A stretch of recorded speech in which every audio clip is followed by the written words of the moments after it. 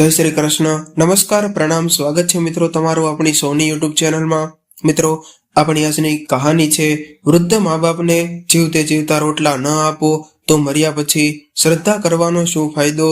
આખરે ઘરડા મા બાપની બે રોટલીઓ પણ વહુઓને કેમ ભારે લાગે છે।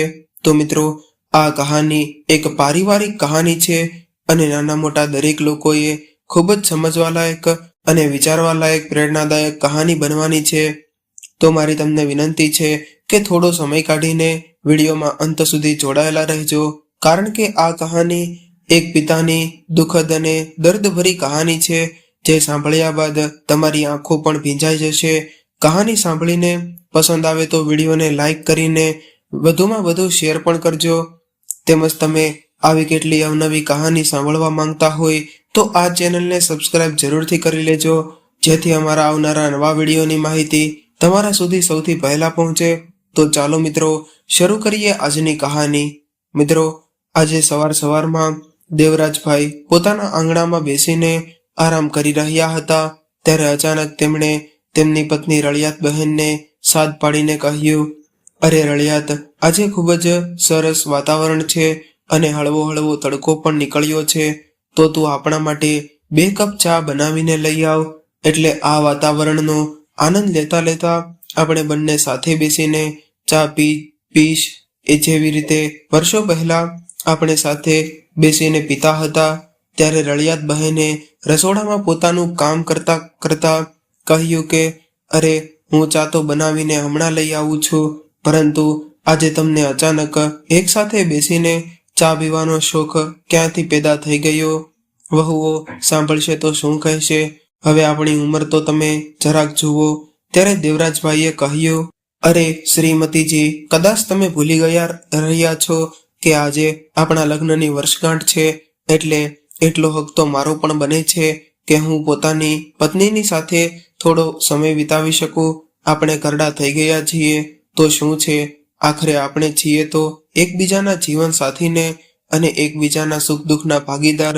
ત્યારે પોતાના પતિના મોઢેથી આટલું સાંભળતા જ રળિયાત બહેનના ચહેરા પર મુસ્કાન આવી ગઈ, પરંતુ તે જ ક્ષણે પોતાના આંગણામાં ખાટલા પર આડા પડેલા દેવરાજભાઈનું આ સપનું વરસાદના ઝડપથી વરસતા છાંટાઓને તોડી નાખ્યું। ત્યારે એક જ ઝટકામાં તેઓ પોતાની સપનાની દુનિયામાંથી બહાર આવી ગયા અને વરસાદના છાંટાથી ક્યાંક ખાટલો અને તેના પર પાથરેલી ચાદર ભીની ન થઈ જાય એમ વિચારીને તે પોતાના ધ્રુજતા હાથેથી બધું અંદર રાખવા લાગ્યા, પરંતુ એ ઘરડા હાડકામાં હવે કેટલી સ્ફૂર્તિ ક્યાં હતી?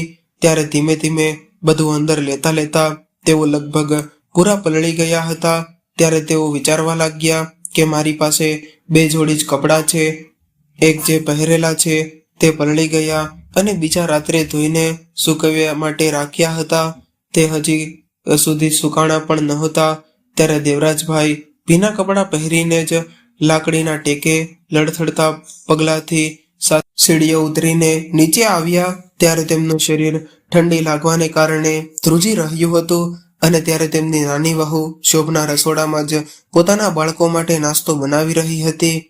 એટલે ત્યારે દેવરાજભાઈએ પોતાની વહુને અવાજ દીધો કે બેટા, મારા માટે 1 કપ ચા બનાવીને આપો ને, કારણ કે મને ખૂબ જ ઠંડી લાગી રહી છે, અને મને મોહનનો 1 લેંઘો અને ઝભ્ભો આપી દેજો, કારણ કે મારા કપડાં વરસાદમાં પલળી ગયા છે।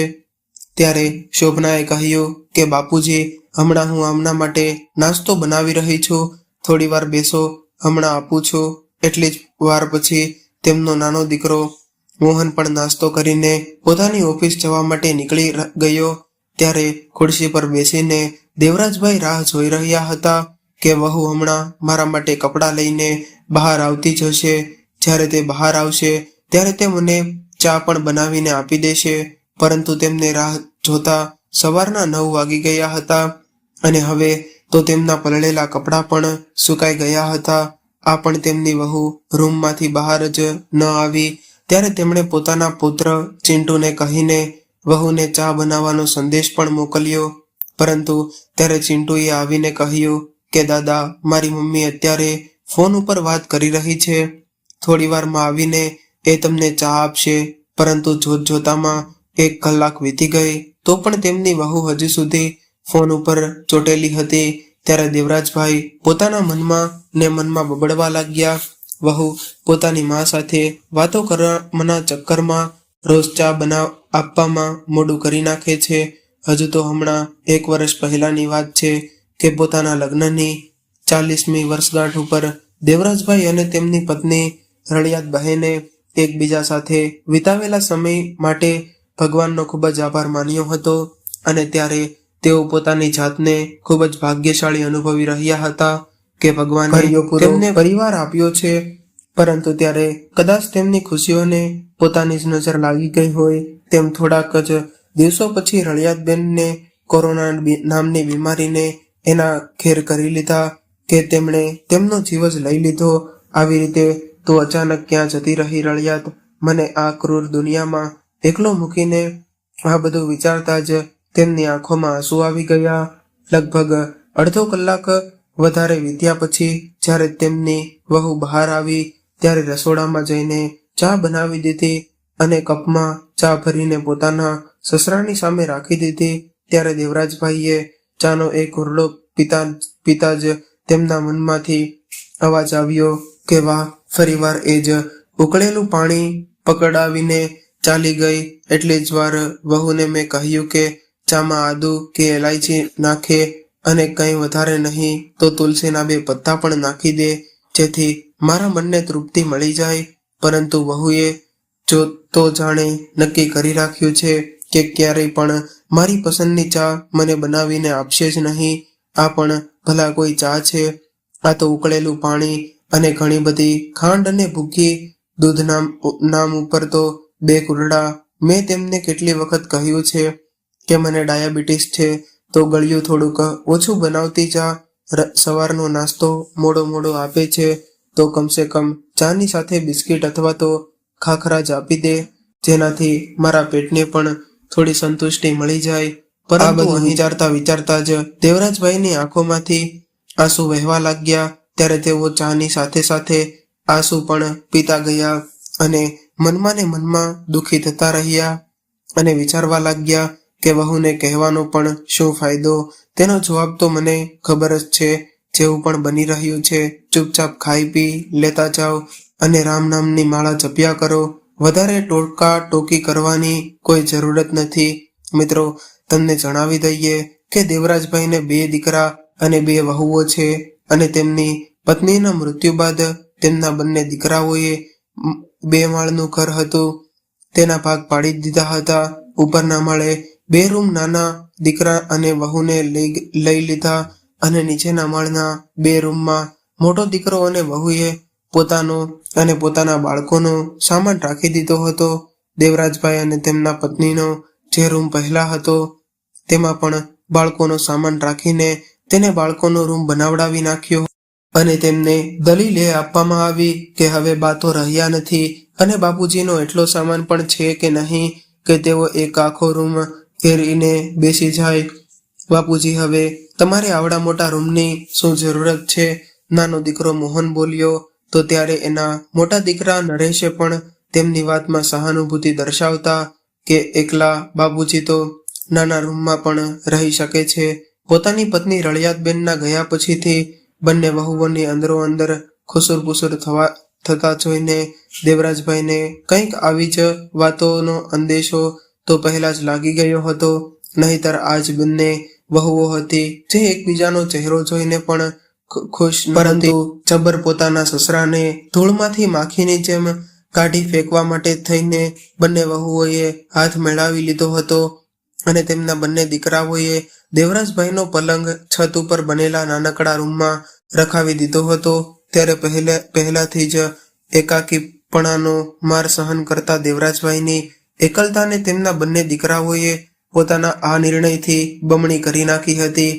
હવે તો દેવરાજભાઈ ગરમીઓમાં તો ખુલ્લી અગાસી પર ખાટલા ઉપર સૂઈ જતા હતા અને શિયાળામાં નાનકડા રૂમમાં રાખેલા પલંગ ઉપર જેમ તેમ રાત ગુજારી લેતા હતા. ત્યારે એ નાનકડો એવો રૂમ પણ વધારે નાનકડો થઈ ગયો હતો. જ્યારે તેમની વહુઓ દિવાળીની સફાઈ કર્યા પછી ફાલતુનો સામાન પણ ત્યાં મૂકી દેતી હતી. મિત્રો, હજુ તો દેવરાજભાઈના પત્ની ગુજરી ગયા એને 15 દિવસ જ થયા નહોતા કે તેમના બંને દીકરાઓ અને વહુઓ અલગ અલગ રહેવા લાગ્યા હતા અને પોતાના પિતાજીને પણ 2 ભાગમાં વહેંચી રાખી દીધા હતા. ત્યારે બંને વહુઓમાં બાપુજીને 3 સમયનું જમવાનું આપવાનો ભાગ કરીને કરી શકાય. આ સવાલનો તો ખૂબ જ અનોખો ઉકેલ કાઢવામાં આવ્યો હતો કે બાપુજીને 2 સમયનું જમવાનું આપવામાં આવે. સવારની ચા અને રોટલી નાની વહુને ત્યાંથી મળશે અને સાંજની ચા અને રાતના સમયનું જમવાનું મોટી વહુને ત્યાંથી આપવામાં આવશે. નાની વહુ હતી કે જે સવારનો ચા નાસ્તો પણ તેમને તરસાવીને આપતી હતી, કેમ કે રોજ સવારે પોતાની મા સાથે 1 કલાક વાત કરવાનું તેના માટે ખૂબ જ વધારે જરૂરી હતું. ક્યારેક તો દેવરાજભાઈ પોતાની ધીરજ ખાઈ બસતા અને ગુસ્સામાં કહી દેતા કે વહુ મને જમવાનું તો સમયસર આપતા જાઓ. તો ત્યારે તેમની નાની વહુ બેફામ જવાબ આપીને તેનું મોઢું બંધ કરાવી દેતી. પોતાના સસરાની ઉંમરની તે બિલકુલ પણ પરવા કરતી ન હતી. નાસ્તો મળ્યા પછી જ્યાં સુધી રાતનું જમવાનું મળતું ત્યાં સુધીમાં તો દેવરાજભાઈ અધીરા થઈ જતા હતા અને મોટી વહુ હતી કે જેને 2 રોટલી કરતા વધારે બનાવવામાં પણ તકલીફ થતી હતી. આટલું કે જ ખાવાથી દેવરાજભાઈનું પેટ પણ સરખું ભરાતું ન હતું. સાંજના સમયે ભૂખથી તડપતા દેવરાજભાઈ વિચારવા લાગ્યા કે હું મારી વહુઓને કંઈક કહું છું તો સામે 4 વાતો સંભળાવી દે છે કે આ ઉંમરમાં ખાવા પીવા પર નિયંત્રણ રાખો, વધારે પડતું ખાવું એ કોઈ સારી વાત નથી અને તમે કોઈ કામ કરવા થોડા જાઓ છો, આટલું બધું ખાશો તો પચાવવું મુશ્કેલ થઈ જશે અને જો બીમાર પડી ગયા તો અમારાથી તમારી સેવા નહીં થઈ શકે. તમે તો હરતા ફરતા જ દુનિયાથી જાઓ તો સારું, જેથી અમને પણ કોઈ પરેશાની ન થાય. મિત્રો, અચકજની વાતો ને તે હતી કે તેમની બંને વહુઓ પોતાના સસરાને આ બધી વાતો તેમના દીકરાઓની હાજરીમાં જ સંભળાવી દેતી હતી અને ત્યારે તેમના દીકરાઓને પણ હિંમત નહોતી કે તેમના પત્ની વ્રતા દીકરાઓ પોતાની પત્નીઓ વિરોધ કરી શકે. ત્યારે પોતાની વહુઓના મોઢેથી આવા તીખા બોલી સાંભળીને દેવરાજભાઈ ભરી આંખો સાથે પાછા પોતાના રૂમમાં આવી જતા હતા અને રૂમમાં રાખેલા પોતાની પત્નીના ફોટા સામે વાતો કરવા લાગતા હતા. જોઈ લીધું ને રળિયાત, તે મારા દીકરાઓ મને કેવા દિવસો દેખાડી રહ્યા છે. જ્યાં સુધી તું મારી સાથે હતી ત્યારે મારા આત્મસન્માન પર જરાય આંચ આવવા દેતી નહોતી. મારી દરેક નાની મોટી જરૂરિયાતોને તું પૂરેપૂરું ધ્યાન રાખતી હતી. જ્યારે મારે તારો સાથ હતો તો જીવનમાં આવવાવાળી મુશ્કેલીઓ પણ મારું કંઈ નહોતું બગાડી શકતી, પરંતુ તારા જવાની સાથે જ મારું જીવન પણ વિખેરાઈને રહી ગયું છે. કોઈ પણ આવીને મને કંઈ પણ સંભળાવી દે છે અને હું પણ ચૂપચાપ આ બધું સાંભળતો રહું છું. જેવું જમવાનું તારી વહુ મને આપે છે તે હું ચૂપચાપ ખાઈ લઉં છું, છતાં પણ મારે તેમના આવા કડવા બોલી સાંભળવા પડે છે. હવે તો હું ફક્ત શરીરનું હાડપિંજર છું. મારો જીવ તો એક દિવસે નીકળી ગયો છે, જે દિવસે તું મારાથી જુદા થઈ ગઈ હતી. અને મને ખબર છે કે મારી આવી હાલત જોઈને તને પણ શાંતિ નહીં મળતી હોય. ત્યારે અચાનક દેવરાજભાઈ વિચારવા લાગ્યા કે જ્યારે મારું પેન્શન આવે છે તો બંને દીકરાઓ તેના પર પડકી પડે છે અને અંદરો અંદર અડધું વહેંચી લે છે. તેમને પોતાનો હક તો ખબર છે, પરંતુ ફરજ નિભાવવી એ નથી જાણતા. હજી તો મારું પેન્શન ઘરમાં આવી રહ્યું છે, છતાં પણ દીકરાઓ અને વહુઓ મારી સાથે આવું વર્તન કરે છે. જો પેન્શન ન આવતું હોય તો આ લોકો ખબર નહીં મારી કેવી હાલત કરત. ઉંમર થયા છતાં પણ રળિયાતે આખું ઘર સંભાળી રાખ્યું હતું. જ્યાં સુધી મારી પત્ની ઘર સંભાળતી રહી હતી ત્યાં સુધી ઘરનું બધું કામ કરતા પણ તેના ચહેરા પર જરાય ગુસ્સો કે થોડો થાક દેખાતો ન હતો. કેટલું ધ્યાન રાખતી હતી. તો બંને દીકરાઓનું કોઈ દીકરાને એક શાક નહોતું ભાવતું તો ઝડપથી બીજું શાક બનાવીને હાજર કરી દેતી હતી, પરંતુ તેમને ક્યારેય ભૂખ્યા પેટે સૂવા દેતી નહોતી. લગ્ન પહેલા સુધી તો તું દીકરાઓ પર ખૂબ જ માન સન્માન આપતા હતા, આપણને ત્યારે પોતાના દીકરાઓને શ્રવણ કુમારની સંજ્ઞા આપતા હું ગર્વ અનુભવતો હતો. ત્યારે હું હંમેશા કહેતો હતો કે જોજે રળિયાત, આપણે બંને તો આપણું ગળપણ સુખ સુવિધાથી વિતાવીશું.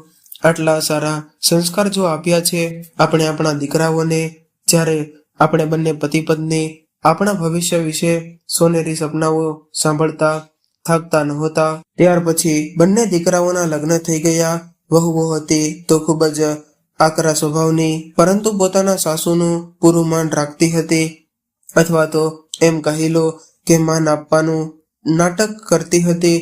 આખું ઘર જો સાંભળી રહ્યું હતું. તેમની સાસુમાએ અડધાથી વધારે કામ તો તૈયાર કરેલું જ હતું તે બંનેને. ત્યારે આપણો આખો પરિવાર ખુશાલ હતો. પછી અચાનક એક દિવસ ડેન્ગ્યુના તાવે રળિયાતને પૂરી રીતે જકડી લીધી. આજે પણ તે રાત મને યાદ છે જ્યારે રળિયાત 108 ડિગ્રી તાવમાં કણસી રહી હતી. ત્યારે દુખાવાને કારણે તેનું માથું ફાટી રહ્યું હતું. મેં કેટલું કહ્યું હતું પોતાના બંને દીકરાઓને કે પોતાની બા માટે થઈને તાવની દવા લઈ આવો, પરંતુ બંને દીકરાઓ એમ કહીને વાત ટાળી નાખી કે અત્યારે કોઈ દુકાન ખુલ્લી નહીં હોય, પરંતુ સરકારી દવાખાનામાં તો દિવસ રાત ખુલ્લા રહે છે ને. આ વાતના પર તેમના ઉપર કોઈ અસર થઈ નહીં. કદાચ ત્યારે નીંદર તેમને લોકોને પોતાની માં કરતાં વધારે વહાલી હતી.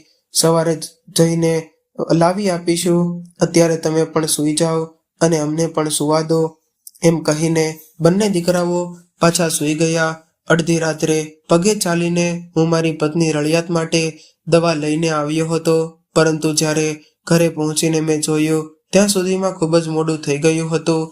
રળિયાત તો મારી રાહ જોતા આ દુનિયામાંથી વિદાય થઈ ગઈ હતી. એના ગયા પછી તો જાણે હું સાવ અપંગ જ થઈ ગયો હતો. આ લોકો એટલું પણ નહોતા વિચારતા કે જ્યાં સુધી હું જીવી રહ્યો છું ત્યાં સુધી 2 રોટલી તો ખાઈશ જ ને. શું કામે મારી 2 રોટલીઓ પણ આ લોકોને આજે ભારી લાગી રહી છે. પોતાના પત્નીના ફોટાની સાથે વાતો કરતા કરતા દેવરાજભાઈને ક્યારે નીંદર આવી ગઈ તેને કોઈ ખબર ન પડી. હવે પોતાની એકલતાને દૂર કરવા માટે દેવરાજભાઈ સવારે અને સાંજના સમયે પાર્કમાં ચક્કર મારવા જતા અને ત્યાં તેમની ઉંમરના લોકોની સાથે બેસીને તેમની સાથે વાતો કરીને પોતાનું મન જરાક હળવું કરી લેતા.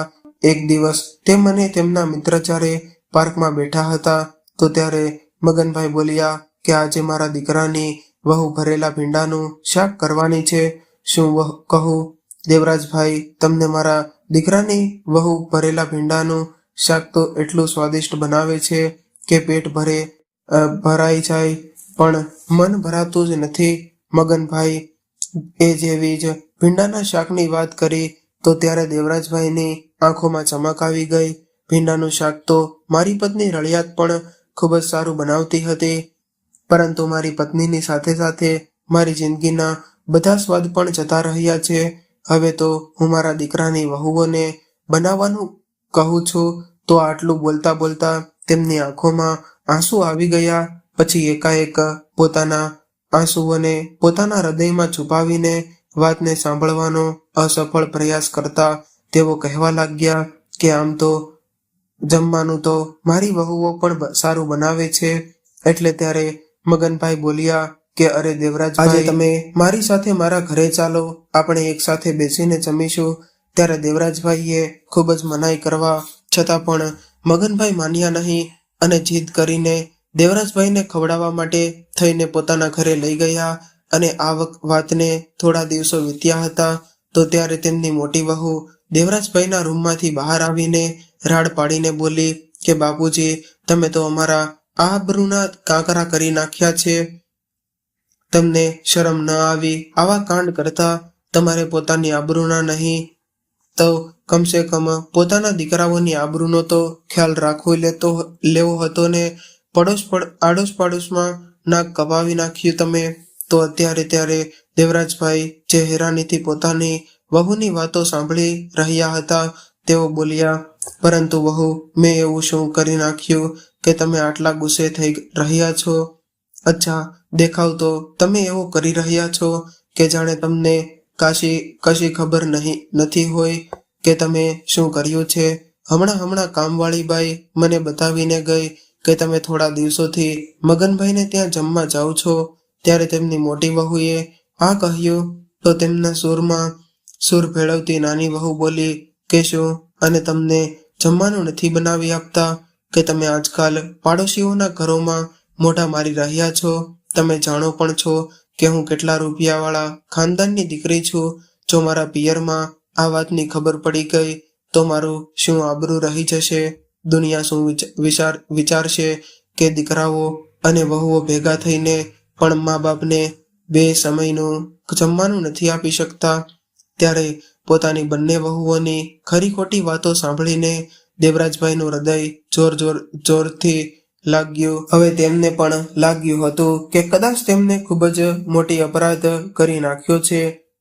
ત્યારે અપરાધ બોધની ભાવના કારણે તેઓએ કંઈ બોલી ન શક્યા અને દુઃખી મનથી સાથે પાછા આવીને પલંગ પર બેસી ગયા. પછી બીજી ક્ષણે વિચાર ખાવા મળતું હોય તો હું કોઈ બીજાના ઘરે જમવા માટે શું કામ જાઉં. જો તે મગનભાઈ તેના ઘરે 1 કે 2 દિવસ ખાધું પણ છે તો એમાં એવડો મોટો શું ગુનો કરી નાખ્યો. હું પણ ભૂખ્યો ક્યાં સુધી રહું.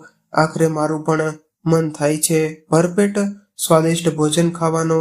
બીજા દિવસે સવારે દેવરાજભાઈ જ્યારે સીડીઓથી નીચે ઉતરી રહ્યા હતા તો તેમને સ્વાદિષ્ટ ભોજનની સુગંધ આવવા લાગી.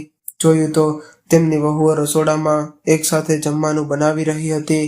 ત્યારે એકાએક તેમને યાદ આવ્યું કે આજે તો પોતાની પત્ની રળિયાતની વરસી છે. આજના દિવસે તો રળિયાતબેન અમને હંમેશા માટે એકલા મૂકીને જતા રહ્યા.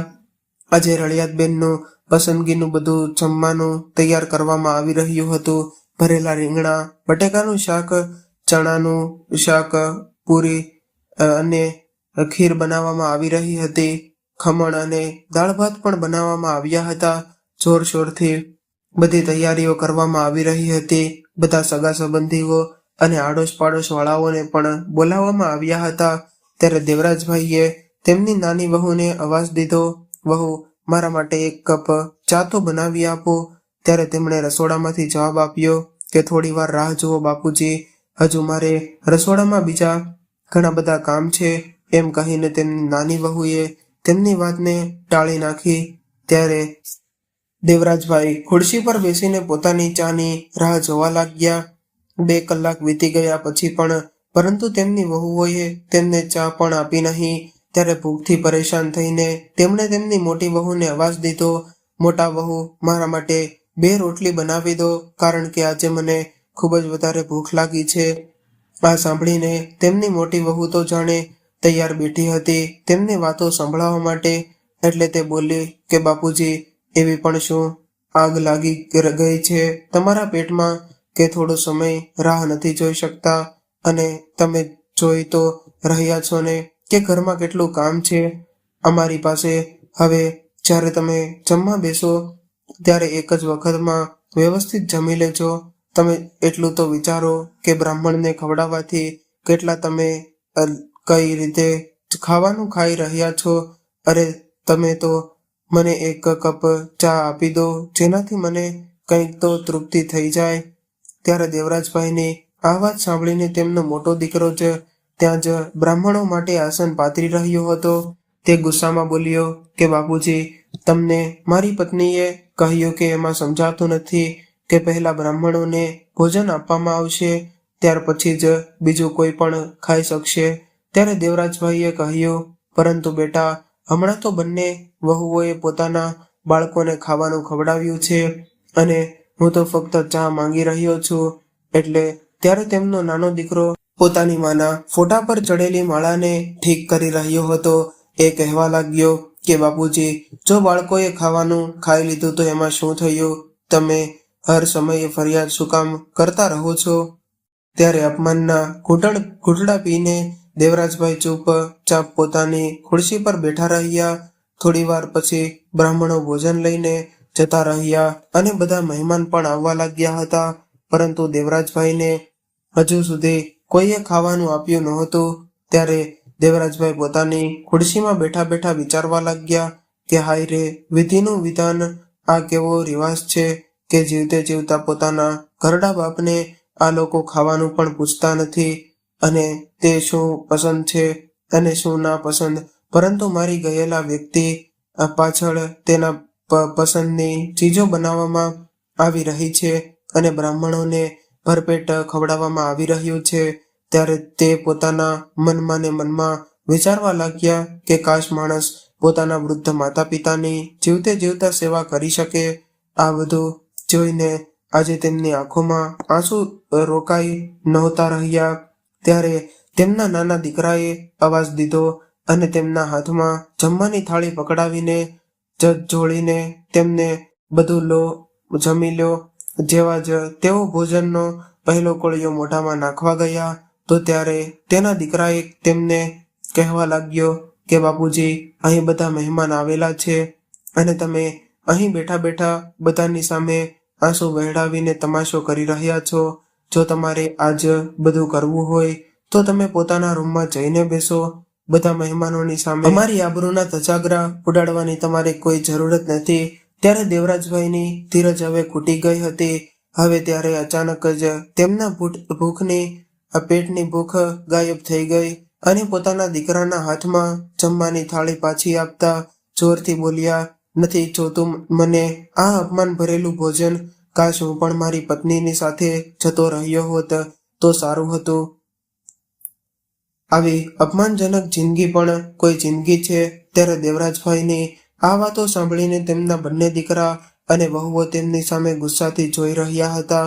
પરંતુ આજે દેવરાજભાઈ ડરીને બેસવાના ન હતા. તેમણે પહેલા શરૂ કહ્યું કે બે દીકરી અને વહુઓની હોવા છતાં પણ મને ભરપેટ ખાવાનું પણ નથી ખવડાવી શકતા, અને જો 1-2 દિવસ મેં પોતાના મિત્રના ઘરે જમી પણ લીધું તો એમાં તમારું નાક કપાઈ ગયું. એના ઉપર પણ જે તીક્ષ્ણ તલવાર જેવી વાતો તમારી પત્નીઓ તેમને સંભળાવી છે એ હજુ સુધી મારા હૃદયમાં તીરની જેમ ભોંકાઈ રહી છે. અને મારો વિશ્વાસ કરો બેટા, તે દિવસે હકીકતમાં હું ભૂખથી મરી રહ્યો હતો.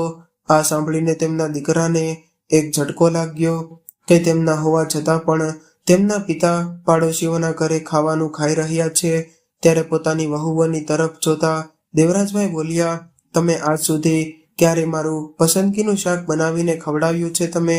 બેટા, મારું શરીર જરાક વૃદ્ધ થઈ ગયું છે, પરંતુ મન વૃદ્ધ નથી થયું. આજે પણ હું સારું ખાવા પીવા માટે તરસી રહ્યો છું, અને લોકો પોતાના બાળકોની ઈચ્છાઓ તો પૂરી કરવાનું જાણો છો. તેમની પસંદનું ખાવાનું તેમને ખવડાવવાની ખબર પડે છે, પરંતુ મારી ઈચ્છાઓનું શું?